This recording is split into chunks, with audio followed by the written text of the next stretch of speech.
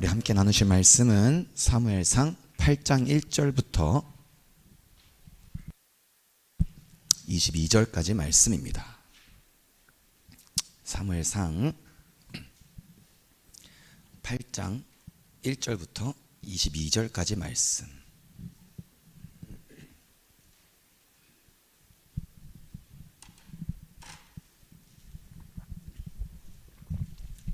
우리 함께 성경책을 같이 찾아서 성경을 보고 함께 교독하기를 원합니다. 교독하도록 하겠습니다. 사무엘이 늙음에 그 아들로 이스라엘 사사를 삼으니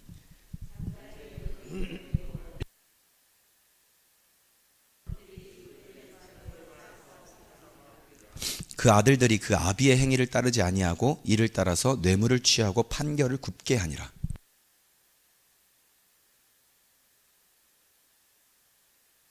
그에게 이르되 보소서, 당신은 늙고 당신의 아들들은 당신의 행위를 따르지 아니하니 열방과 같이 우리에게 왕을 세워 우리를 다스리게 하소서 한지라.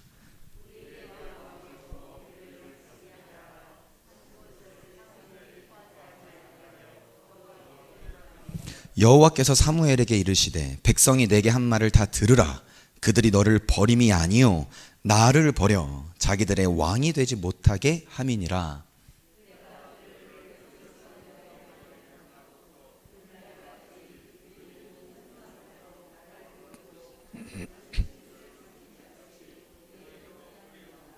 그러므로 그들의 말을 듣되 너는 그들에게 엄히 경계하고 그들을 다스릴 왕의 제도를 알게 하라.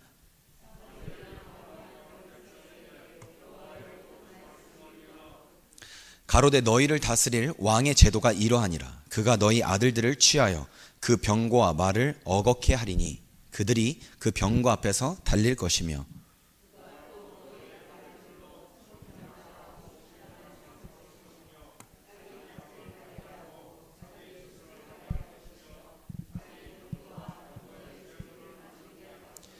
그가 또 너희 딸들을 취하여 향료 만드는 자와 요리하는 자와 떡 굽는 자를 삼을 것이며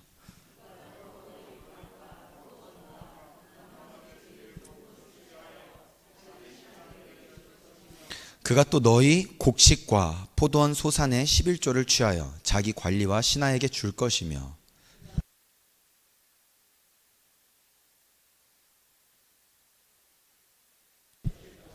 너희 양떼의 10분의 1을 취하리니 너희가 그 종이 될 것이라.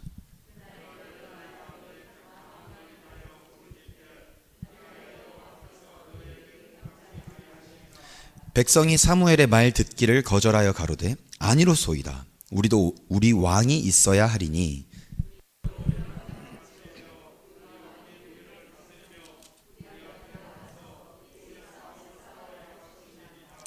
사무엘이 백성의 모든 말을 듣고 여호와께 고하매 함께 읽겠습니다. 시작.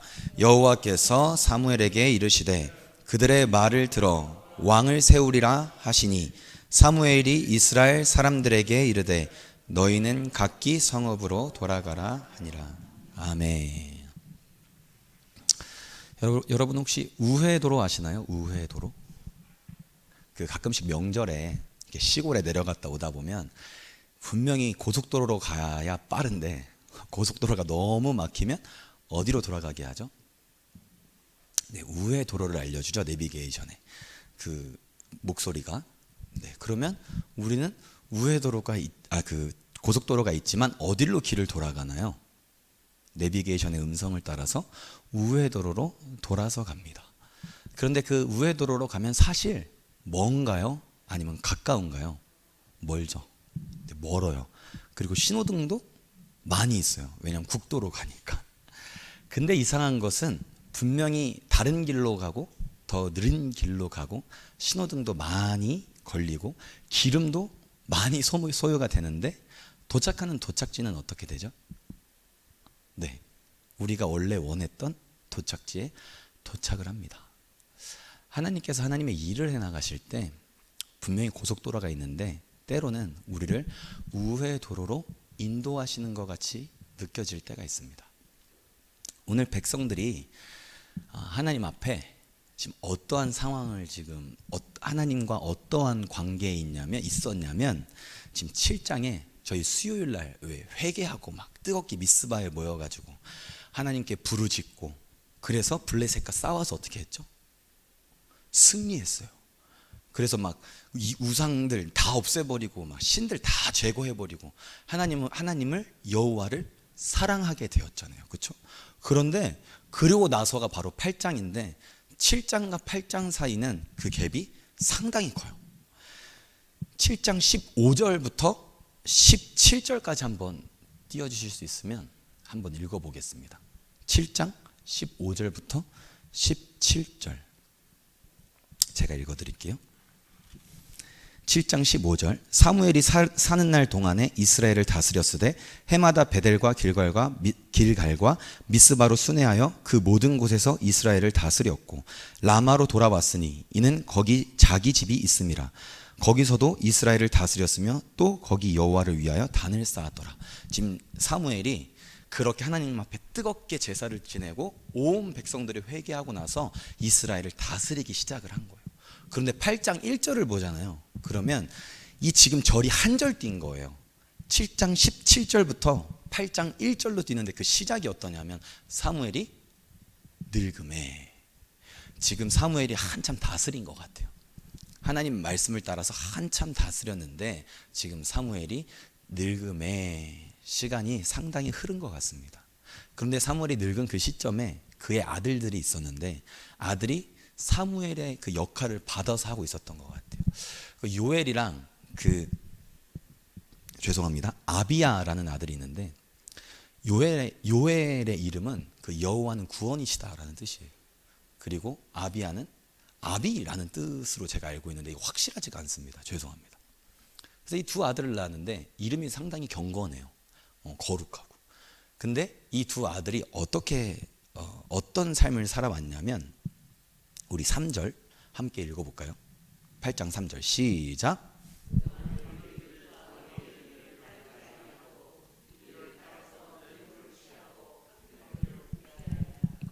지금 그의 아비 누구죠? 사무엘의 행위를 따르지 아니하고. 그러니까 지금 약간 오버랩 되는 내용 있죠. 엘리가 늙었어요. 그의 아들들이 어떻게 했죠? 네, 그 행실이 상당히 여호와께서 보시기에 악했어. 그렇죠? 악했어. 근데 지금 어떠냐면 지금 사무엘의 아들들인데 사무엘이 늙었더니 그 아들들이 지금 행실이 어때요? 똑같이 악해요. 이 이야기 다룰 때 항상 나오는 이야기 있죠. 자식 마음대로 잘 안 된다. 하나님께 맡겨라. 사실 제가 저희 부모님한테 항상 물어보는 거예요. 저를 키울 때 어떻게 키우셨습니까? 제가 잘 커서가 절대 아니고 저희 어머니는 지혜가 있다고 제가 믿기 때문에 자녀들을 어떻게 키웠는지 저를 어떻게 키웠는지 꼭 여쭤봤어요. 이 나이 때 저희 이제 둘이 이제 큰애 둘째 다 있잖아요. 근데 저희 어머니가 야 기훈아 그냥 다른 거 하지 말고 매일 하나님께 매달려. 하나님께서 알아서 해주시게. 엄마가 그때 너무 어려서 저희 어머니가 이거 녹화되고 있죠 집사님. 저희 어머니가 항상 보시는데 이런 이야기하면 항상 피드백이 와요. 제발 엄마 이야기 좀 하지 마. 아주 창피해 죽겠어 이렇게. 저희 어머님이 21살에 결혼을 하셨는데 너무 지금 느낌이 오시나요? 자 이거 이제 영상 올라가면 또 혼나게 생겼어요 지금. 이제 너무 어린 나이에 이제 자녀를 낳다 보니까 어떻게 해야 될지를 모르셨대요. 그러니까 하나님한테 맡길 수밖에 없는 거예요. 어떻게 키워야 될지를 모르니까. 그러니까 항상 하나님한테 맡기는 거예요. 이 지금 사무엘도 분명히 하나님한테 맡겼을 거라고 생각이 돼요. 그런데 자식이 얼마만큼 자기 마음대로 안 되는지 오죽했으면 사무엘의 아들들이 지금 이렇게 하나님 앞에 범죄를 하는 것 같습니다. 그럼에도 불구하고 우리의 자녀들은 하나님 앞에 맡길 수밖에 없어요. 그 나이가 장성을 하였든 장성하지 아니하였든지 매일 부모들은 자녀의 신앙을 위해서 하나님 앞에 깨끗하게 해달라고 우리가 대신해서 뭘 해줘야 돼요? 회개기도 막 어마어마하게 해줘야 돼요. 어마어마하게 막 쉬지 않고 해야 됩니다. 그렇죠? 우리가 진짜 자녀들을 위해서 기도하지 않으면 자녀들은 누구의 기도를 받고 정말 하나님 앞으로 끝까지 이렇게 매달려서라도 갈 수 있을까요? 없어요. 그러니까 제가 참 존경하는 목사님 중에 저희 학교에서 수업을 많이 해주셨는데 삼일교회 송태근 목사님께서 어머님 장례식장에서 그렇게 우셨대요. 그래서 왜 그렇게 우셨습니까? 여쭤봤더니 이제 나를 위해서 이렇게 기도해 줄 사람이 없구나 라는 슬픔이 너무나도 크셨다 그래요. 우리가 자녀를 위해서 정말 그 기도는 그 피눈물 흘리는 기도잖아요. 사실 정말 그 기도할 때 그 마음이 아주 나를 위해서 기도할 때보다 더 간절하잖아요. 우리가 그 기도가 멈추지 아니하길 간절히 소망합니다. 그런데 이 자녀들이 이렇게 하나님 앞에 범죄를 했는데 이 자녀들의 모습을 이제 본 거예요, 백성들이. 그리고 딱 보니까 이거 도저히 안 되겠어요. 그러니까 3절에 뭐라 그러냐면 사무엘은 늙었고 지금 그의 자녀들은 그 행실이 악하니까 우리는 누구를 구해야 되겠느냐. 우리는 모든 나라와 같이 다른 나라들과 같이 우리에게 왕이 필요하다. 이렇게 사무엘에게 이야기해요. 다 이제 그 백성들이 모인 거예요. 그래서 사무엘한테 지금 막 건의하는 거예요. 사무엘아, 사무엘이요. 우리 왕이 필요합니다. 그러니까 사무엘이 그 이야기를 듣고 좋게 생각을 하지 않았다 그래요. 그리고 하나님한테 구해요. 사무엘은 기도하는 사람이잖아요. 하나님한테 기도해요. 하나님, 지금 큰일 났습니다. 지금 이스라엘 백성들이 뭐라고 지금 이야기하는지 들으셨죠? 왕을 달래요. 아버지, 내가 생각하기에 왕은 아버지 한 분밖에 안 계시는데 왕을 달랍니다. 어떻게 해야 합니까? 지금 사무엘이 어떻게 해달라고 지금 기도하는 거예요? 지금 왕 주면 안 된다고. 하나님의 왕이시니까 이때 하나님의 왕되심을 보여달라는 거 아닙니까? 그런데 그때 하나님의 대답이 무엇이냐면 7절 한번 띄워주세요. 7절 한번 같이 읽어보겠습니다. 시작. 여호와께서 사무엘에게 이르시되 백성이 내게 한 말을 다 들으라. 백성이 내게 한 말을 다 들으라. 하나님께서 뭐라 그러시냐면 그래? 그러면 왕을 줘야지. 그런데 이 왕을 줘야지가 이게 무슨 느낌으로 무슨 뉘앙스로 들리세요? 그래? 그러면 왕을 줘야지. 이렇게 들리세요? 아니면 그래? 그럼 그렇게 한번 해보라 그래. 이렇게 들리세요? 네, 후자로 들리시죠. 지금 하나님이 당신이 왕이에요. 근데 지금 이스라엘 백성들이 뭘 원하고 있냐면 왕을 원하고 있어요. 왕이 있는데 왕을 구하고 있어요. 이해는 안 가는 건 아니에요. 왜? 지금 사무엘의 아들들이 악하잖아요. 그리고 다른 나라 사람들이 자꾸 쳐들어오잖아요, 사사시대에. 근데 다른 나라에는 왕이 있는데 왕이 있다 보니까 아주 체계적인 거예요. 그러니까 조직이 쫙 짜여 있어가지고 막 수시로 막 들어오는데 정신을 못 차리겠는 거예요. 분명히 하나님이 계셔서 우리는 막 꾸역꾸역 이겨내고 있어. 막 막아내고 있어. 하나님 앞에 잘 살기만 살면 하나님께서 다 막아주시기는 해. 근데 불안해.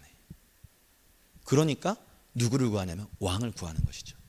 근데 그 이야기를 들은 하나님께서 그 마음을 모르는 것이 아니실 텐데 하나님께서 이렇게 대답하세요. 그래? 그러라 그래. 그런 다음에 하나님께서 뭐라 그러시냐면 너를 버림이 아니요 나를 버렸다. 너를 버림이 아니요 나를 버렸다. 자기들의 왕이 되지 못하게 함이라. 누가? 아버지가, 하나님께서는 그러라고 한 다음에 뭐라 그러시냐면 허락한 이유를 내가 긍정의 의미를 허락했다는 것이 아니라 그들이 나를 버린 거 내가 안다. 그런데 그냥 내버려 둬라. 이렇게 말씀을 하세요.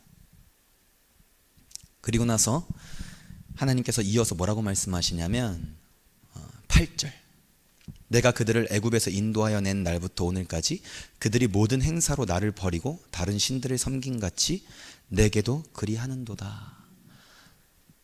애굽에서 무슨 일이 있었는지 기억나시죠? 애굽에서 나올 때 시내산에 올라갔죠. 이스라엘 사람들이 다 모여서 지금 모세가 시내산에 올라갔어요. 내려왔더니 어떤 일이 있었어요? 막 금송아지 만들고 막 춤추고 난리가 난 거예요. 왜? 하나님이 안 보이니까 없는 것 같은 거예요. 그러니까 그 금송아지를 만들어서 제사를 드렸는데 이스라엘 사람들 머릿속에 그 금송아지는 우상이라고 생각하지 않았어요. 하나님이라고 생각을 했어요. 그리고 금송아지를 만들어 놓은 거예요. 그런데 하나님께서는 뭐라고 말씀하시느냐? 야, 아무 형상도 만들지 말아라. 그거는 범죄하는 거야. 그런데 그 범죄를 저지르면서 지금 우상을 만들어서 우상을 섬기고 있는데, 하나님께서 지금 오늘 이스라엘 백성들에게 뭐라고 말씀하시냐면, 애굽에서와 같이 나를 버렸다. 나를 버렸다. 모르는 거 아닌데, 그 상황을 모르시는 게 아닌데 나를 버렸다. 너희들이 얼만큼 힘든지 아는데, 너희들이 어떤 상황인지 아는데 너희는 왕을 구함으로 나를 버렸다 라고 말씀하세요. 그리고 나서 사무엘에게 이렇게 말씀하세요. 사무엘아, 왕이 들어오면, 왕이 생기면 어떤 일이 일어나는지 다 이야기해 주어라. 아들들을 데려다가 자기의 병거와 말을 어거하게 함으로 병거 앞에서 그들이 달릴 것이라고 이야기해줘라. 아들들을 데려다가 천부장 50부장을 삼아 자기 밭을 갈게 하고 자기 추수를 하게 하고 자기 무기와 병거의 장비를 만들게 할 것이라고 전해줘라. 딸들을 데려다가 자기를 위해서 향료를 만들 자를 삼으시고 요리하는 자로 삼고 떡 굽는 자로 만들 것이라고 이야기해줘라. 너희의 밭과 포도원과 너희의 감람원에서 제일 좋은 것을 가져다가 자기의 신하들에게 줄 것이라고 알려줘라. 너희의 노비와 가장 아름다운 소년과 나귀들을 끌어다가 자기의 일을 시킬 것이라고 알려줘라. 너희의 양떼 10분의 1을 자기를 위해 거두어 갈 것이라고 알려줘라. 너희가 그 왕의 종이 될 것이라고 너는 알려줘라. 하나님께서는 뭐라고 말씀하시냐면, 그 왕을 세우면 왕이 자기를 위해서 이렇게 할 것이라고 알려주라고 기록이 되어 있습니다. 그리고 났는데 하나님께서는 이 말씀을 하실 때 아마도 이렇게 말씀하신 것 같이 느껴져요. 저희 수아랑 도진이가 그 간식을 먹잖아요. 그러면 하나만이라고 그래요. 하나만. 그래서 진짜 하나만 줘요. 그러면 이제 먹잖아요. 그러면 수아가 여기 크라운을 4개를 씌웠거든요. 그러면 그 다음에 또 뭐라 그러냐면 하나만 이래요. 너 하나만이라 그랬잖아. 그래서 하나만 줬잖아. 그런데 또 뭐라 그래요? 하나만. 사실 이건 도진이가 더 많이. 그럼 하나를 또 줘요. 그러면 또 뭐라 그럴까요? 하나만. 야, 너도 지금 3개째인데 왜 자꾸 하나만 달래? 이거 계속 먹으면 어떻게 돼요? 어떻게 되는지 설명해 줘요. 이거 먹으면 이가 썩고, 이가 썩으면 어떻게 되고, 그럼 조금 전에 갔다 왔던 치과를 또 가야 되고, 이에 씌워놓던 크라운이 빠져서 너가 정말 아픈 그 치료를 또 받아야 된다는 걸 설명을 해줘요. 그럼 제가 무슨 이야기를 하고 싶은 걸까요? 전 분명히 그 하나만 더 하면 주면서 이야기를 했을 거예요. 수아, 내가 이거 줄 텐데 이거 먹으면 이렇게 돼. 제가 지금 어떤 마음일까요? 먹으라 소리예요? 먹지 말라 소리예요? 먹지 말라 소리 아닌가요? 지금 하나님이 뭐라 그러시냐면, 왕을 줄 텐데 그렇게 한번 해봐. 나 버리고 그렇게 한번 해봐. 그런데 너가 왕을 구해서 왕을 세우면 이렇게 될 거야. 하나님께서는 한 번 더 지금 사인을 주는 거예요. 그러지 말아라. 내가 왕이다. 그런데 이스라엘 백성들이 뭐라고 대답하냐면 19절. 백성이 사무엘의 말 듣기를 거절하여 가로되, 그러면서 거절을 하게 됩니다. 그러면서 21절 22절에 보면 하나님께서 왕을 세우세요. 우리가 이 말씀을 보면서 2가지 종류의 사람을 볼 수가 있습니다. 자, 1대 다수예요. 1대 다수. 첫 번째, 왕을 원하는 백성들. 다수인가요? 1인가요? 다수죠. 이스라엘 전체가 원하고 있습니다. 그런데 왕을 원하지 않는 백성이 있습니다. 누구죠?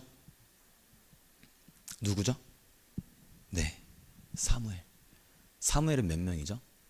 1명.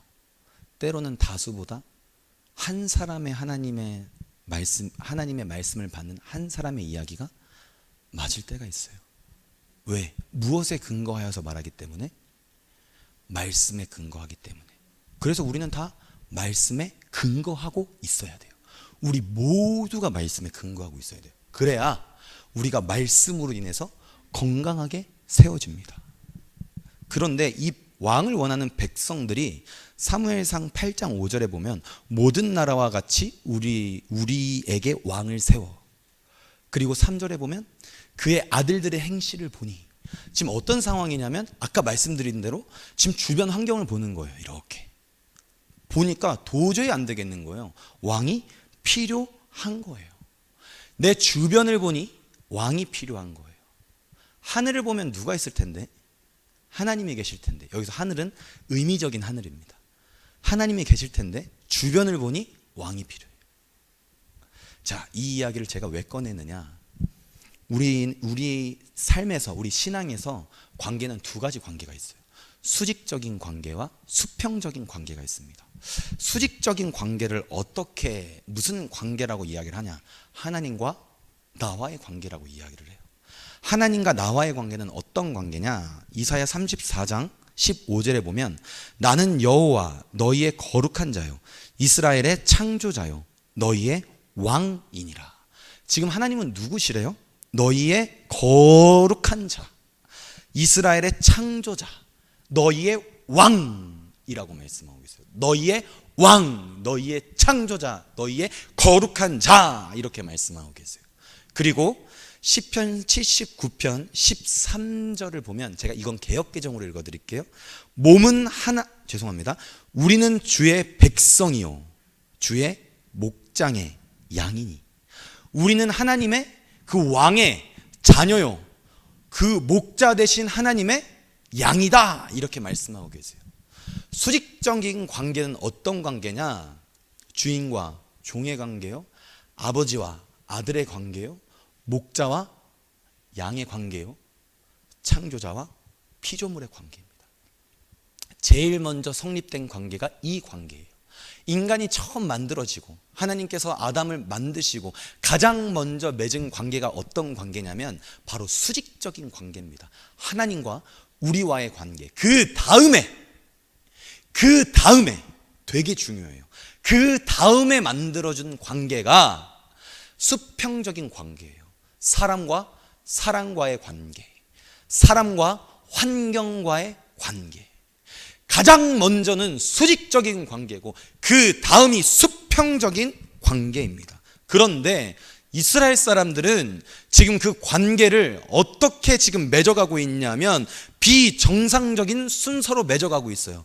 수평적인 관계를 보고 수직적인 관계를 정립하고 있습니다. 하나님을 보고 세상을 바라봐야 되는데, 하나님을 보고 환경을 바라봐야 되는데, 하나님을 먼저 바라보고 사람을 바라봐야 되는데, 사람을 바라보고 하나님께 구하고, 환경을 바라보고 하나님께 구하고 있어요. 사람을 먼저 보니까, 환경을 먼저 보니까, 주의를 먼저 보니까 도저히 안 되겠는 거예요. 왕이 필요한 거예요. 하나님의 말씀은 온데간데 없고, 나에게 지금 당장 필요한 것은 내가 이 땅에서 살아감에 있어서 당장 필요한 것들, 내 생각에, 내 기준에 지금 없으면 안 되는 것들을 하나님께 구하게 되는 것이죠. 완전히 깨어진 관계입니다. 완전히 뒤집어진 관계예요. 하나님은 무엇을 원하시냐? 하나님의 말씀을 통해서 하나님과 먼저 교제하게 하시고, 환경이, 우리의 삶이 있을 때 삶을 먼저 보지 아니하고 환경을 먼저 보지 아니하고 아버지께 먼저 구하고 아버지께 먼저 아뢰고 아버지의 뜻을 우리가 알아낸 그 다음에 그 상황 뒤에 계신 아버지, 그 상황조차 다스리시는 아버지, 모든 상황에 그 섭리하시는 그 하나님 아버지의 뜻을 받아서 이 환경을 타파해 나가고 이 상황을 우리가 이겨나가기를 원하시는데, 이스라엘 사람들은 이 관계가, 순서가 뒤바뀌어서 환경을 먼저 바라보고 다른 나라들과 같이, 다른 나라들이 왕이 있으니까, 그들은 마치 힘이 있어 보이니까, 체계적이어 보이니까, 조직적이어 보이니까, 그래서 우리나라를 자꾸 쳐들어와서 우리를 괴롭히는 것 같이 느껴지니까, 그런데 우리는 눈에 보이지 않는 하나님이, 내가 하나님 앞에 범죄하여서 그들이 우리를 침범할 때 내가 맨날 무너지는 생각은 전혀 하지 않고, 그들이 왕이 있기에 그들이 승리하고, 그들에게 왕이 있기에 그들이 강한 줄 착각하고 지금 사무엘에게 구하고 있는 것입니다.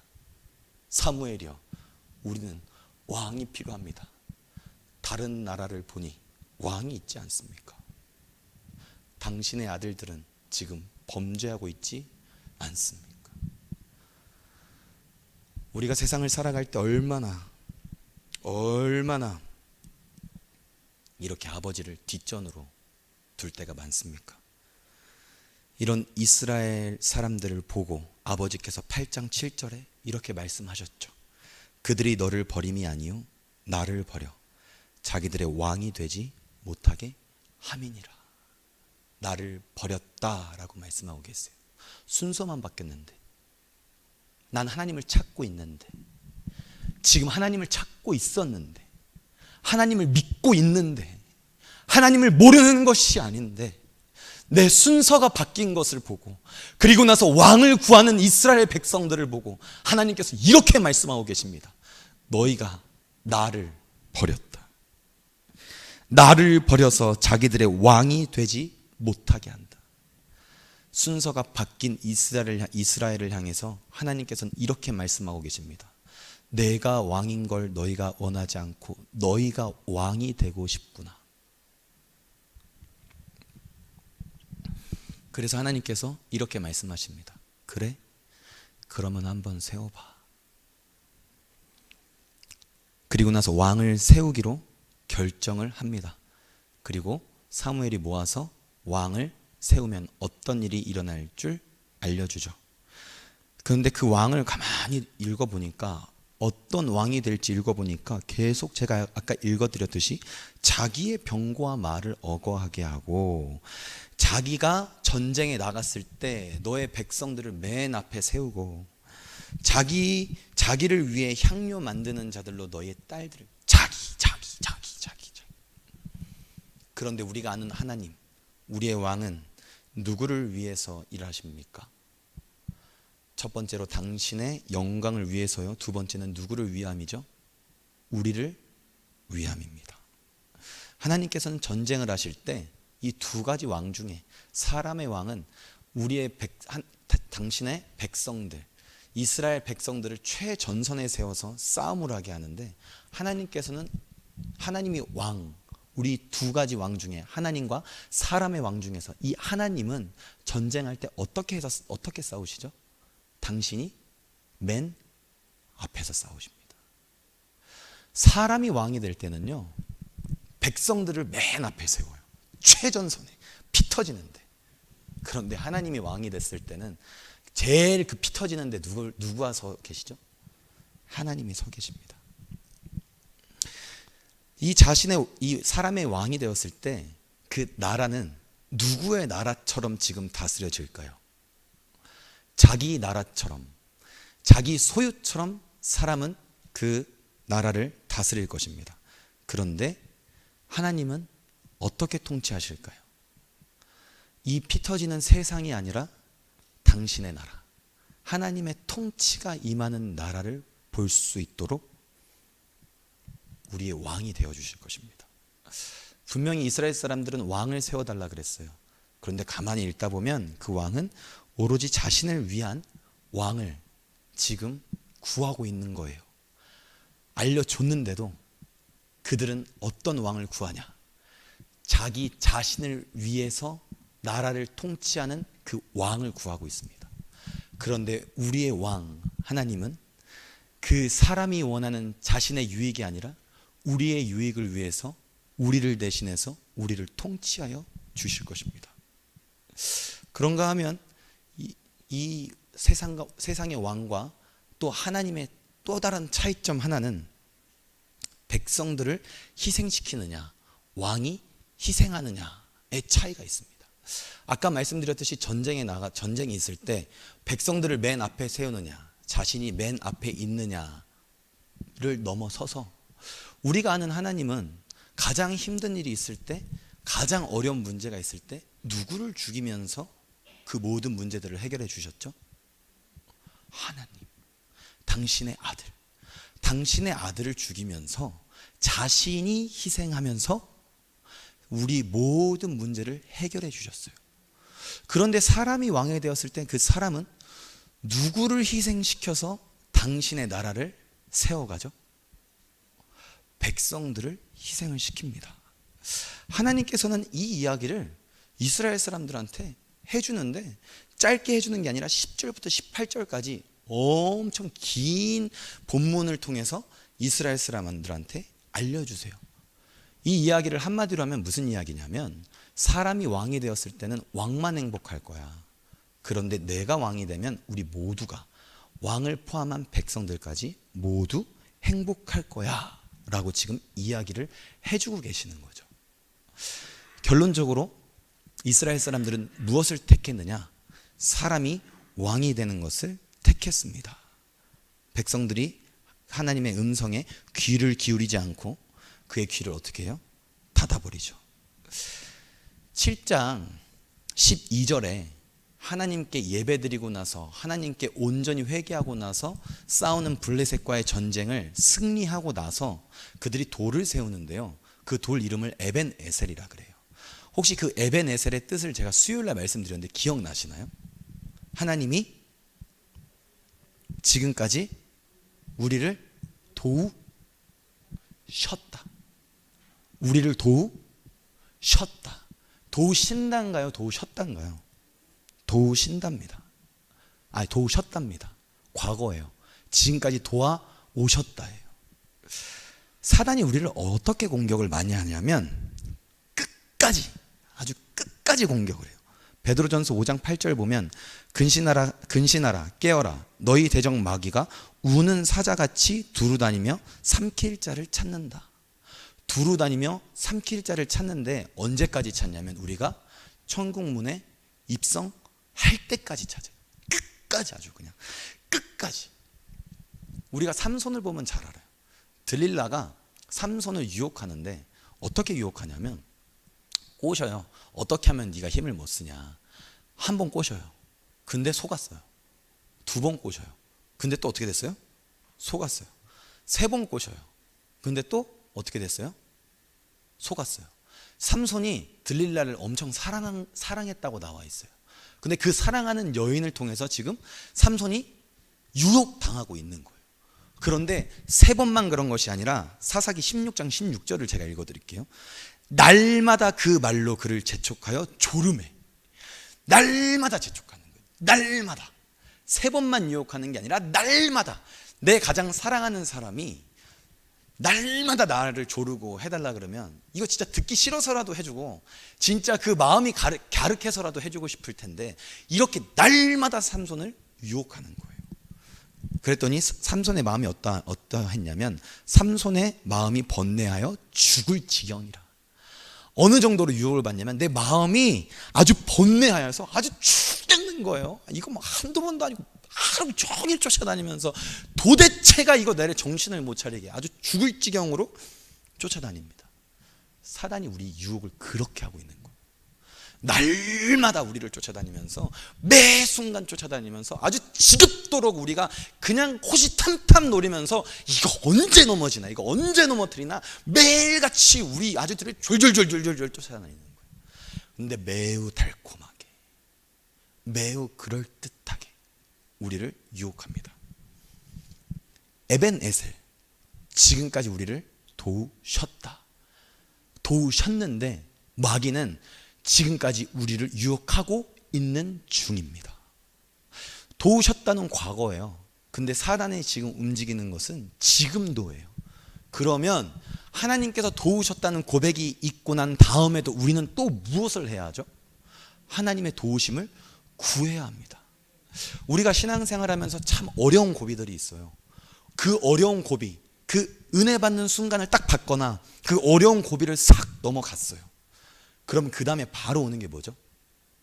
그 축구할 때 제가 축구를 참 좋아하는데 그 축구할 때 이 모든 스포츠가 그렇지만 이 참 모두가 들으면 아 맞아 하는 이야기가 하나 있습니다. 문장이 있어요. 위기 다음에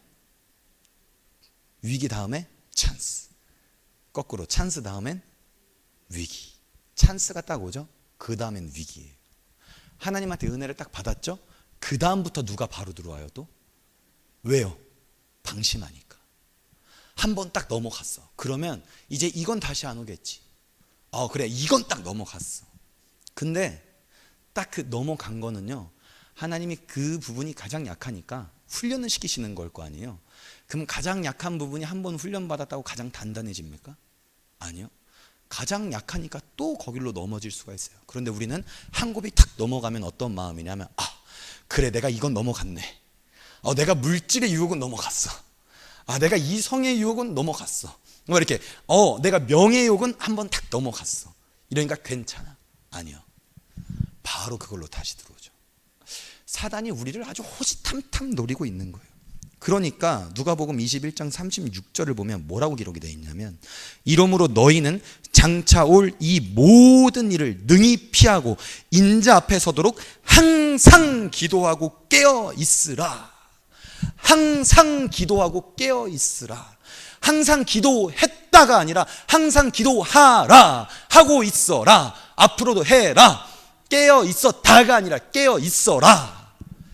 우리가 설령 하나님이 주시는 고비를 한번 넘어갔다 할지라도, 우리가 우리의 하나님의 그 한량없는 은혜를 받아서 지금 은혜 충만한 상황에 있다 할지라도 그때 바로 조심하라는 거예요. 항상이라는 말은 바로 그 의미입니다.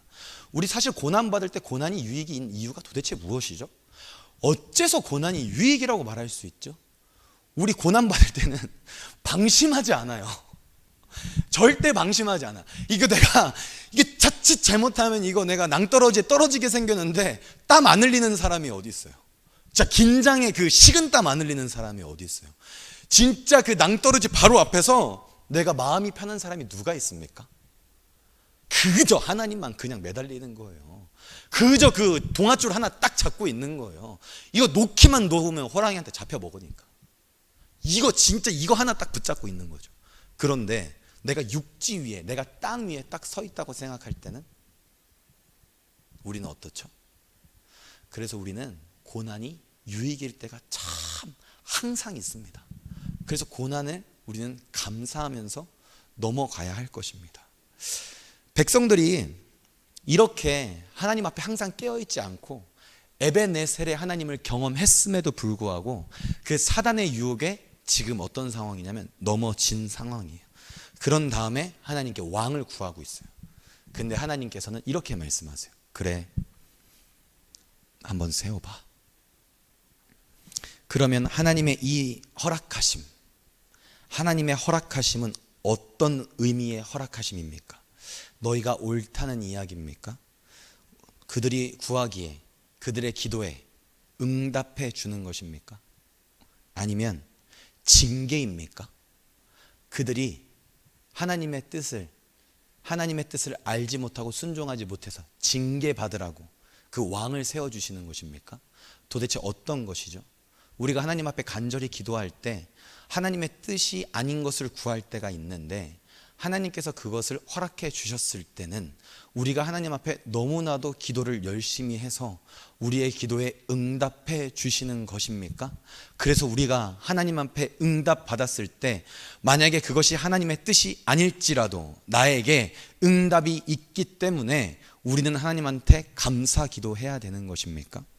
아니면 하나님께서는 그래, 너 어디 한번 당해봐라, 너 어디 한번 나 없이 한번 왕을 세워서 너희들이 가진 모든 재산을 다 잃고 너희들의 그 자녀들이 다 전쟁에 나가서 죽는 꼴을 한번 봐봐라 라는 징계의 의미입니까? 하나님께서는 어떤 의미로 허락하셨습니까? 하나님께서는 왜 이렇게 허락하신 것입니까? 하나님께서는 도대체 왜 당신이 왕임에도 불구하고 사람인 왕을 세우도록 허락하신 것이죠? 제가 볼 때는 그들이 간절하게 기도해서 하나님의 뜻이 아닌데도 불구하고 응답한 것도 아니요, 그들 너희 한번 뜨거운 맛을 맛보라고 하나님의 징계로 그들에게 왕을 허락한 것도 아닌 것 같아 보입니다. 하나님께서는 그들에게 왕을 허락하신 이유가 바로 우회 도로를 택하신 것 같아요. 하나님께서는 분명히 이 길로 인도하고 싶으신데, 하나님께서는 분명히 고속도로가 있는데 우리는 때로 너무나도 연약하고 우리는 때로 너무나도 악하여서 그 고속도로로 인도하시는 하나님의 뜻을 알지 못하고 우리가 차가 막힘에도 불구하고 그 길로 가는 것이 훨씬 가깝고 훨씬 빠른 길인데도 불구하고 지금 당장 이 구간이 막힌다고 해서 우리는 다른 도로로 돌아가기를 하나님한테 간절히 구할 때 하나님께서는 한번 가보라는 것입니다. 바로 그것은 하나님께서 당신이 너희를 놓지 않고 너희의 뜻대로 한번 해보라. 그러나 나는 너희를 포기하지 않고 끝까지 너희의 하나님이 될 것이다 라는 사인입니다. 그런 의미의 하나님의 허락입니다. 그러기에 우리가 인생을 살아갈 때 때로는 우리의 죄로 인해서 하나님의 뜻을 분별하지 못함으로 인해서 우리가 다른 길로 접어들 때에 그 하나님의 고속도로에서 잠깐 내려와서 우리가 국도의 길을 걸어갈지라도 우리는 괜찮은 것입니다. 왜냐? 하나님께서는 우리가 고속도로에서 내려왔다고 해서 그것을 징계로 삼지도 않으시며 그것을 판단의 기준으로 삼지도 아니하시어 우리가 국도로 내려왔음에도 불구하고 그 목적지에 우리를 끝까지 인도할 것이기 때문입니다. 그러기에 이것은 하나님의 은혜가 아닐 수 없습니다. 하나님께서는 그 종착지를 어떻게 보여주시냐면 예수 그리스도를 통해서 보여주십니다. 그리고 예수 그리스도를 보내주시기 전에는 다윗을 통하여 예수 그리스도를 보낼 것을 미리 알려주십니다. 하나님께서는 이렇게 자상할 수가 없습니다. 하나님께서는 이렇게 신실하실 수가 없습니다. 하나님께서는 이렇게 사랑스러울 수가 없습니다. 하나님께서는 당신이 돌아가는 길을 택하십니다. 우리의 고집을 꺾지 않으시고 우리와의 관계를 끊지 아니하시고 되려 우리와의 관계를 더욱더 소중히 여기시어 그 하나님의 뜻을 잠시 거두시고 우리와의 관계를 택하시는 길을 택하십니다. 하나님께서는 당신의 방법이 있는데 당신의 뜻이 있는데 그 뜻대로 가지 않은 백성들을 놓지 아니하시고 왜? 내 뜻만 고집하다 보면 내 백성을 놓아야 하니까 내 백성을 죽여야 하니까 내 백성을 잃어버릴 수밖에 없으니까 하나님께서는 나의 뜻을 잠시 접어두고 나의 백성, 나의 사랑하는 백성, 내가 그 무엇과도 바꿀 수 없는 나의 이스라엘, 나의 자식, 내 아들 예수 그리스도를 죽이면서까지 내가 지켜야 할 나의 백성 이스라엘을 지키고자 신실하신 하나님, 창조주 하나님, 항상 오르신 그 하나님께서는 당신의 뜻을 굽히시는 줄을 오늘 본문을 통해서 보여주고 계시는 것입니다. 하나님께서는 그 무엇도 우리와 바꾸지 아니하십니다. 그리고 그 구원의 끝에 우리를 붙잡고 들어가게 하실 줄 믿습니다. 우리는 그 종착지에 도착할 것입니다. 말씀을 마치도록 하겠습니다. 오늘 이스라엘이 왕을 구하고 있습니다. 왕을 구하는 일은 하나님께서는 원하지 아니하시는 일입니다.